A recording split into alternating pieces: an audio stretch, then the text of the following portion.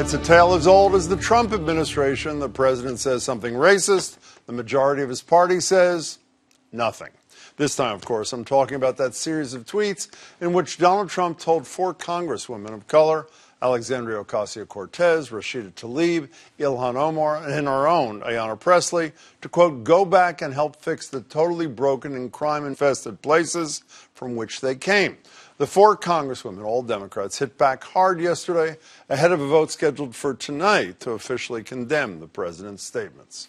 This is a distraction, and we should not take the bait. He does not know how to defend his policies. So what he does is attack us personally. And that is what this is all about. Sadly, this is not the first, nor will it be the last time we hear disgusting, bigoted language from the president.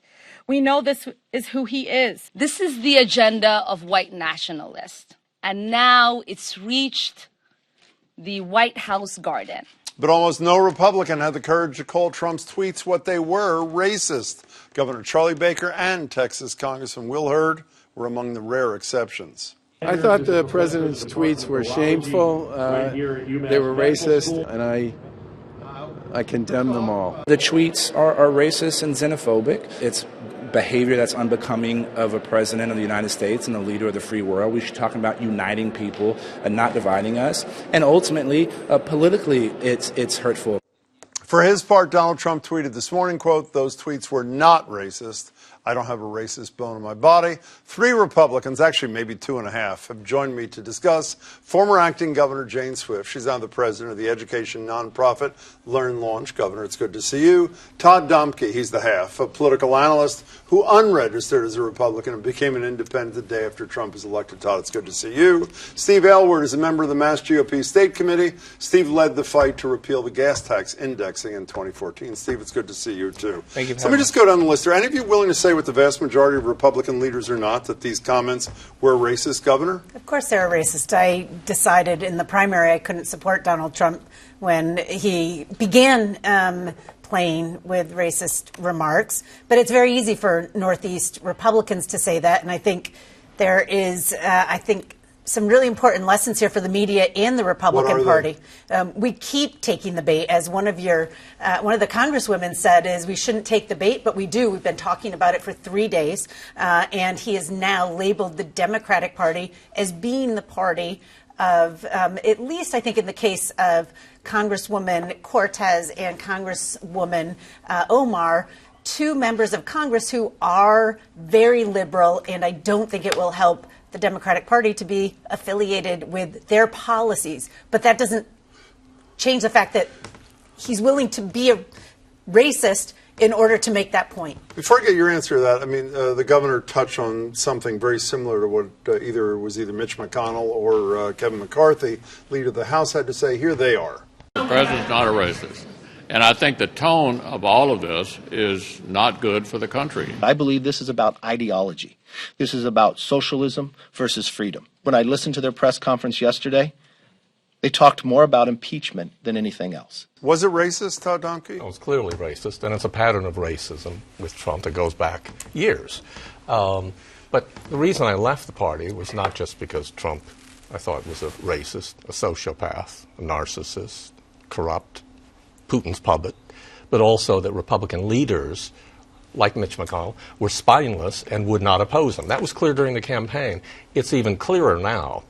And it's really disgusting in a new way. I mean, each time you think he can't go farther, but he does, because I think he is obviously trying to manipulate his base, a bigoted base within the base, and so far, given the silence of Republicans, you have to say it seems to be working. I want to get back to that base in a second if I can. I want to get Steve in the conversation. Was it racist, what he had to say, Steve? I think we have to be real careful when we throw around the word racism and racist.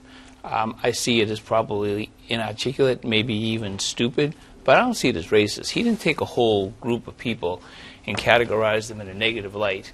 For instance, what George Wallace did on the schoolhouse steps. That wasn't what he did here. He said something that I think was unfortunate.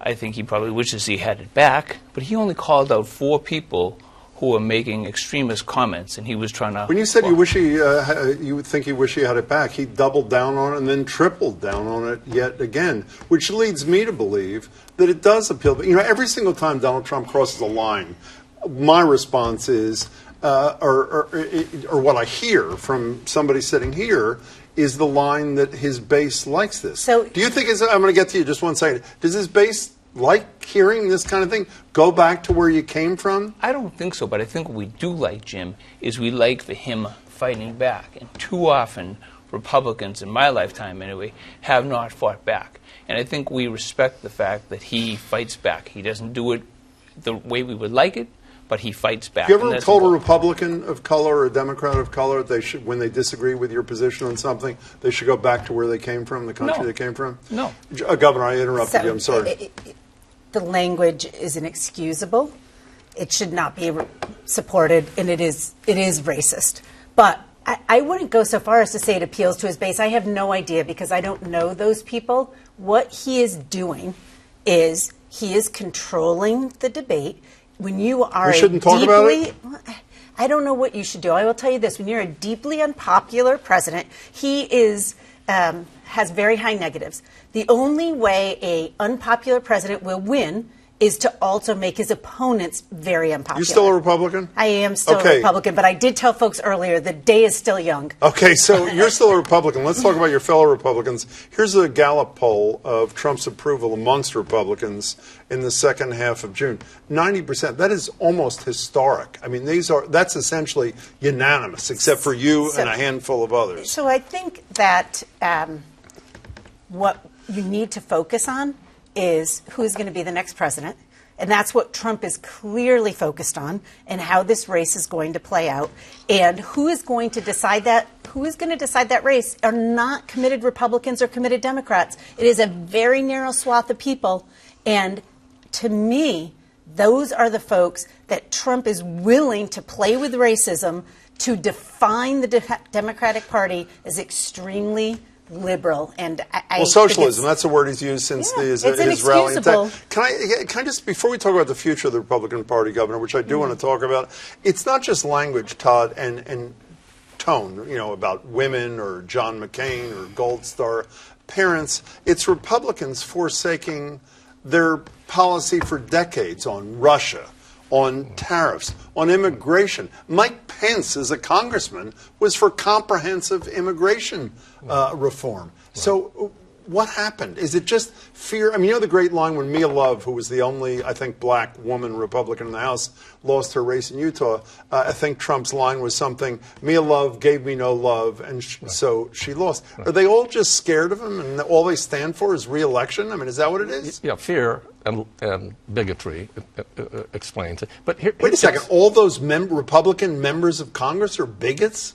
No, is that what you're saying? No, I was talking about the base. Okay, I'm talking about members of Congress. No, that's mostly fear. I don't think the entire base are bigots either. No, not everyone. But if you talk about the support for Trump, that political party has become a cult. And we've never seen anything like it in American history, where, as you point out, they'll throw their principles out the window, on tariffs, on Putin, on anything, whatever he says. And the level of corruption that with this crime family in the White House that they're putting up with and supporting, it's hard to excuse. The party used to be tough on Russia. It used to be violently anti-tariff. What happened? I don't think anything happened. I think we've not gone away from our principles at all. I mean, but I hear these things. I own personally made horrific comments in the paper over the weekend, and none of it was talked about. But if Donald Trump says something, now the poop hits the fan. Yeah, but Steve, if it turns out saying something, I mean, my understanding of democracy when I was a kid is the beauty of our democracy is you can criticize your government and everybody supports your right to do it. Based on this criterion, then Donald Trump should leave the country. So, he's been more critical of this country than practically anybody in my lifetime. Oh, I mean, being critical of your country, I think that's why he said they should leave it. Right. I think some of us believe that that's not a bad thing. And I've been critical of my country. I've been critical of my state. By all means, I've been critical of my state government. Can we talk about the future? I do want to talk about. There's one thing. So When I was struggling with this a year or two ago, my It's father... 5 minutes later. You're still a Republican, by the way? My father Okay. said something really interesting What to did me. he say to you? He said, we have used these labels like calling people racist who didn't agree with us, right? Using these words. So I do think we have to be careful about calling every Republican a bigot, every Republican a racist. Because you know what happens when someone does deserve that label? It's lost its power. Can we take up your question for a second? I want to talk about the Let future. me say Because this. because the big debate that I have with myself and others almost all the time is the party of Trump the future Republican Party, or is the party of Trump disappear when Donald Trump disappears, whether it's in a year and a half or 5.5 years? Okay. Todd, you can start it. First of all, let me say that not all Trump supporters are racist. I'm not saying that. But all racists support Donald Trump. And people who now continue to support Trump after this kind of racism are knowingly supporting somebody who is a racist. That's so, true. So will they be overtly racist the day after Donald Trump is gone, or is just a Trumpian phenomenon? My prediction would be, given the decline we're seeing because of, I think, his dementia. Yeah. I think he will. His dementia? Yeah, I think what, his dementia. No, but I think it's clear that when you look at him and look at video of the past, he's losing it. He's not. It's a taxing job. Okay. It's not just a taxing job. What's the future of the Republican Party? I think we need to discuss his mental health. I really do. But anyway, so I think the future of the Republican Party is later on, once it's clear that, just like it was with Joe McCarthy, that he's discredited and that Trumpism is discredited and people are ashamed and come out. It'll return to its roots? They will then blame Trump, say, well, he started losing. Will it return to its roots? Will your Republican Party return to its roots, Governor Swift? So I continue to stay in the party because nobody agrees with everything, or often every leader within their party. I think you have a responsibility to speak out, as I have, when you disagree with the leaders of your party. What do you agree with that President Trump has done? So I actually do believe that some of the regulation that have been rolled back and some of the economic policies, not all of them, but some of the economic policies have improved the economy substantially. But enough to keep in the party, obviously. Enough to keep. And I believe there are leaders like Charlie Baker who have a model of republicanism that is an important counterbalance to the extreme liberalism I see on the other side. We only have 30 seconds, Steve. Is the Republican Party the same party 6 months after Donald Trump is gone? I think it's a better party. How so? I think it's better because he showed that fighting against the Democrats works. He showed that standing up against excessive regulation works, that tax cuts work, that all the things that we talked about, tariffs, standing up to China. He's standing up to China, who is more of a problem for the U.S. than Russia and ever will be. destroying the lives of farmers in the Midwest and others who were Americans. Socialism for farmers. I think the party is heading for extinction. I really do. And I think before Governor Baker would seek re-election again, I think he would leave the party and run as an independent. I don't see how you can say that with all the infighting in the Democrat Steve, Party. we got to go. Thank you very much for your time. Thank you, Appreciate it. Todd, nice to see you. Good to see you. And Governor, it's great to see you as always. Really appreciate your time.